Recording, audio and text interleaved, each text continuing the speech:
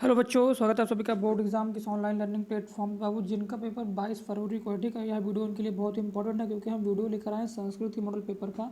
देखिए किस तरह से पेपर पैटर्न है, क्या किस तरह से क्वेश्चन आते हैं बोर्ड एग्जाम में संस्कृत में कल पूछा जाएगा। ठीक है, कल कल कल आपका संस्कृत का पेपर है। देखिए जैसा कि आप देख पा रहे होंगे ये पेपर बाबू 70 नंबर का कक्षा 10 का संस्कृत है। ठीक है, MR शीट पर देखिए जो प्रश्न होंगे उनके लिए क्या दिया गया इंस्ट्रक्शन। अब यहाँ पे देखिए खंड आ होगा आपका। यहाँ पे देखिए वस्तुनिष्ठ प्रश्न। देखिए प्रश्न संख्या 1 और 2 गद्यांश पर आधारित प्रश्न है। गद्यांश को देखिए, गद्यांश को ध्यान से पढ़े और उत्तर का चयन करें। जो बाबू प्रश्न संख्या 1 और 2 है ये इस गद्यांश पर आधारित है। ठीक है, अब देखिए गद्यांश क्या कहता है। शंकरा केरल प्रदेश से मालवी प्रांते पूर्ण व्याख्यान नद्यस्तटे। ठीक है, स्थिते सालग्रामे सालग्रामे। ठीक है, मतलब कि शंकराचार्य जो थे केरल प्रदेश के मालवी प्रांत के पूर्व मतलब कि नदी के तट के स्थित सालग्राम में उनका जन्म हुआ था और उनके पिता का नाम शिवगुरु था। ठीक है, उनके पिता का नाम शिवगुरु था, माता का नाम सुभद्रा था। तो यही सब इसमें लिखा गया है। ठीक है, तो देखिए जैसा कि आपको पता है क्वेश्चन नंबर 1 हमारा क्या है। देखिए उक्त गद्यांश का शीर्षक क्या है। विश्व कवि रविंद्र है, आदि शंकराचार्य है, मदन मोहन मालवीय, दीन बंधु ज्योतिबा फुले है। तो बाबू ये जो है हमारा ऑप्शन नंबर बी हमारा यह सही होगा। ये ऑप्शन नंबर बी आदि शंकराचार्य से लिया गया। जो गद्यांश है बाबू आदि कवि देखिए आदि शंकराचार्य से लिया गया है। ठीक है, अब देखिए क्वेश्चन नंबर 2 जैसा कि आप देख पा रहे होंगे। देखिए शंकरा कस्मिन प्रदेश से जन्म लेवे, मतलब शंकरा का जन्म जो है शंकराचार्य जो थे उनका जन्म कहाँ पर हुआ था। तो बाबू शंकराचार्य का जन्म जैसा कि आप देख पा रहे होंगे इसमें देखिए यहाँ पे लिखा है केरल प्रदेश से। तो शंकराचार्य का जन्म जो हुआ था वह केरल प्रदेश में हुआ था, सालग्राम में हुआ था। तो यहाँ प्रदेश पूछा है तो यहाँ पे केरल होगा। ठीक, अब देखिए कि सिर्फ 1 और 2 था। ठीक है, गद्यांश से करना था। अब देखिए क्वेश्चन नंबर 3।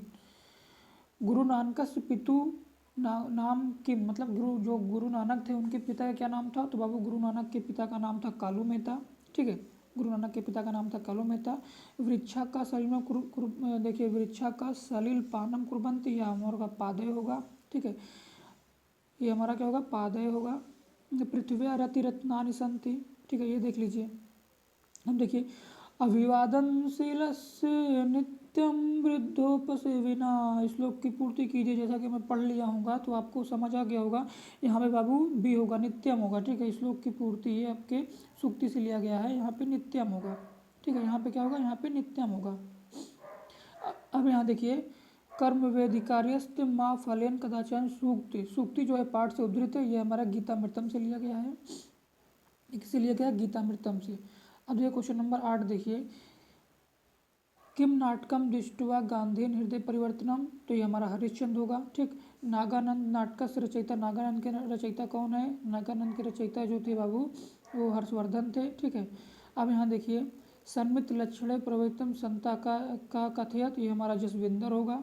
ठीक, अब देखिए खंड आप जो है बाबू आपका खंड बखा है।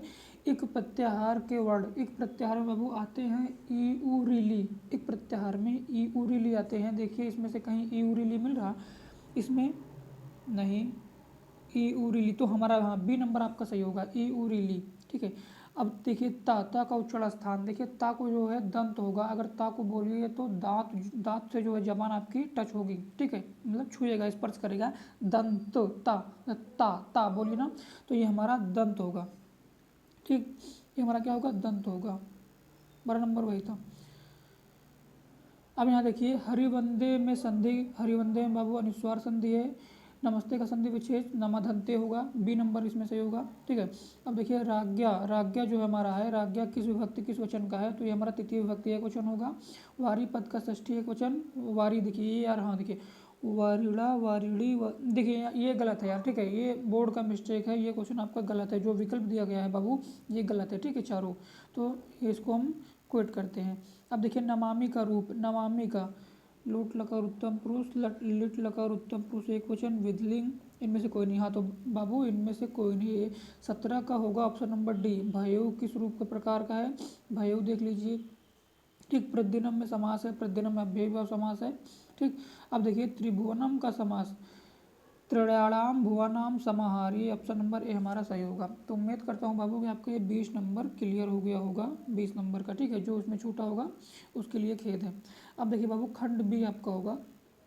देखिए खंड भी वर्णात्मक प्रश्न होंगे जो आपके 50 मार्क्स के होंगे, ठीक है। इसको आपको कॉपी पे लिखना होगा, जो पहले बताया उसको एमआर शीट पे करना होगा, भरना होगा, रंगना होगा, ठीक। इसको आपको क्या करना है, इसको कॉपी पे लिखना है। अब देखिए इसमें निम्नलिखित गद्यांशों में से किसी एक गद्यांश का हिंदी में अनुवाद कीजिए। गद्यांश दिया गया, देखिए नैतिक मूल्य वाले से लिया गया है या संस्कृत पुराकाले, देखिए संस्कृत भाषा महत्वम से लिया गया है। इसमें से आपको लिखना है, किसी एक का हिंदी में अनुवाद करना है। आप इसको कर लीजिए, ठीक। उसके बाद देखिए क्वेश्चन नंबर 2 हमारा होगा। क्वेश्चन नंबर 2 का निम्नलिखित पाठों में से किसी एक पाठ का सारांश लिखिए। इसके लिए आपको 4 मार्क्स दिया जाएगा। या तो आप कवि कुलगुरु कालिदास का लिख लीजिए, नहीं तो रविन्द्रनाथ टैगोर का, नहीं मदन मोहन जो काशी हिंदू विश्वविद्यालय के संस्थापक है, महामना पंडित मदन मोहन मालवीय जी, उनका लिख लीजिए, ठीक। अब देखिए ये हमारा नंबर 3 है। देखिए निम्नलिखित श्लोकों में से किसी एक श्लोक, देखिए किसी एक श्लोक, ध्यान से दीजिएगा या ध्यान से देखिएगा यहाँ पे, क्योंकि देखिए एक दो कोई छात्र होते हैं ना, मतलब जैसे दोनों आता रहता है जोश में यार, दोनों करके आते हैं तो उनको मार्क्स एक ही का मिलता है, मार्क्स मिलेगा 4 ही नंबर। चाहे आप दोनों करके चाहे आप चारों करके आइए, ठीक है। अगर 4 मार्क्स का है, उनमें से कोई एक बोला है तो आपको मार्क्स 4 ही नंबर मिलेगा। ये नहीं कि दोनों कर दिए तो 8 नंबर मिल जाएगा, ऐसा नहीं है, ठीक है। तो एक श्लोक का हिंदी में व्याख्या कर दीजिए, ठीक। यहाँ एक श्लोक का हिंदी में व्याख्या कर दीजिए।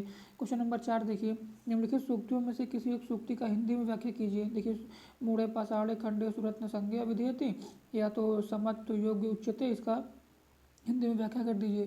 क्वेश्चन नंबर 5 देखिए, निम्नलिखित में से किसी एक श्लोक का संस्कृत में अर्थ लिखिए। देखिए इसका अर्थ जो है संस्कृत में, और एक बात और, संस्कृत में अपना नंबर बहुत अच्छा मिलता है, ठीक है। संस्कृत में अगर आप लिखते अच्छा हैं, ठीक है, आप मतलब दर्शाते अच्छा हैं, जो पूछा गया वही एकदम थ्रू द पॉइंट लिखते हैं, पॉइंट टू पॉइंट लिखते हैं, तो आपको मार्क्स बहुत अच्छा मिलेगा। क्योंकि मुझे संस्कृत में 85 नंबर मिला था आउट ऑफ 10, आउट ऑफ 100, ठीक है। आउट ऑफ 100 में 85 मार्क्स मिला था, तो मैं कह सकता हूँ कि संस्कृत में बाबू नंबर अच्छा मिलता है, ठीक। अब देखिए क्वेश्चन नंबर 6 हमारा है। क्वेश्चन नंबर 6 का देखिए, निम्नलिखित में से किसी एक पात्रकार चित्रण लिख दीजिए। या तो महात्मना स्मरणीय पाठक के आधार पर महात्मा, देखिए गांधी जी का लिख दीजिए, नहीं जिमूतवान के आधार पर जिमूतवान का लिख दीजिए, या वयम भारतीय पाठ के आधार पर दीपक का लिख दीजिए। आपको जो आता हो वो लिख दीजिएगा, ठीक। अब देखिए खंड खा है, निम्नलिखित में से किसी एक प्रश्न का उत्तर संस्कृत में लिखिए। देखिए महात्मा कुत्र जन्म, देखिए महात्मना का जन्म कहाँ हुआ था, जिमूतवान कस्य पुत्र से, जिमूतवान के मतलब किसका पुत्र था, सुमेधा कस्य तनया से, सुमेधा किसकी पुत्री थी, ठीक है। मुझे तो यार 4-5 साल हो गया छोड़े हुए यार, तो मुझे ये सब प्रश्नों का उत्तर थोड़ा भी पता नहीं है, ठीक है। तो अगर आप पढ़े होंगे तो यार आपको ज़रूर पता होगा, ठीक है, क्योंकि मैं 2018 में हाई स्कूल पास किया था, ठीक। तो यार काफ़ी दिन हो गया, 5 साल हो गया ऑलमोस्ट। अब देखिए क्वेश्चन नंबर, देखिए खंड खा है क्वेश्चन नंबर 7, निम्नलिखित रेखांकित पदों में किसी एक के निर्देशानुसार विभक्ति का लिखिए, ठीक है। अहम राम पश्यति वृक्षात् पत्राणि पतन्ति, यह बालिका विद्यालय पठति, ठीक।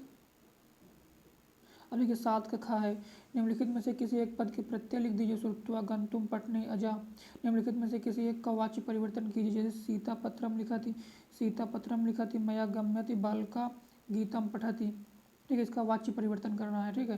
निम्नलिखित वाक्यों में से किन्हीं 3 वाक्यों का संस्कृत में अनुवाद कीजिए। आप लोग बोलते हैं, ठीक, संस्कृत में अनुवाद करना है, ठीक। इसमें आपको क्या करना है, संस्कृत में अनुवाद करना है। इसके लिए आपको 6 मार्क्स दिया जाएगा, ठीक है। लड़की को पढ़ना चाहिए, ठीक है। इस समय तुम कहाँ जा रहे हो, बंदर पेड़ पर चढ़ता है। अब देखिए सबसे अच्छा टॉपिक जो है बाबू, निम्नलिखित में से किसी एक विषय पर संस्कृत के 8 वाक्यों में निबंध लिखिए। अब देखिए ये क्या है, देखिए सिंपल सी बात है यार, सिंपल सा फंडा है। जो निबंध का सिस्टम है ना बाबू, जो निबंध का सिस्टम है, मैं आपको कुछ ऐसे निबंध बताऊंगा जैसे सदाचार, परोपकार, संगति, ठीक है, और संस्कृत भाषा महत्वम। सदाचार, ध्यान दीजिएगा, लिख लीजिएगा, सदाचार, परोपकार, संगति, संस्कृत भाषा महत्वम। ये 4 निबंध आप करके जाइए यार, 8 नंबर आपका फंस जाएगा, पक्का 8 नंबर फंस जाएगा, ठीक है। अब देखिए निम्नलिखित पदों में किन्हीं 2 पदों का संस्कृत वाक्य प्रयोग करना है। जैसे जैसे मतलब कि जैसे खेलना, तो राम खेलता है, तो जो गणेशाय है तो गणेशाय ऐसे कोई वाक्य बनाइए जिसमें गणेशाय शब्द आए। गच्छामा है, ऐसा कोई वाक्य बनाइए जिसमें गच्छामा शब्द आए। अत्र है तो ऐसा कोई वाक्य बनाइए जिसमें अत्र शब्द आए। त्वम है, ऐसा कोई वाक्य बनाइए बाबू जिसमें त्वम शब्द आए। सदा है, ऐसा कोई वाक्य बनाइए जिसमें सदा शब्द आए, ठीक है। तो फिर से ध्यान दीजिएगा, निबंध के लिए बाबू सिर्फ एक ही रूल है, सदाचार, परोपकार, संगति, संस्कृत भाषा महत्वम, 4 करके जाइए, एक फंस जाएगा। ठीक है, इससे बाहर कुछ नहीं आएगा। तो उम्मीद करता हूँ अब आपको संस्कृत का पेपर अच्छा लगा होगा। और संस्कृत का पेपर अच्छा लगे तो वीडियो को लाइक शेयर कमेंट जरूर करना। इस वीडियो में बस इतना ही, और अभी मैथ के पेपर का रिव्यू लेके आ रहा हूँ। ठीक है, तो चैनल को सब्सक्राइब कर लेना और दोस्तों में शेयर करना। बहुत बहुत धन्यवाद।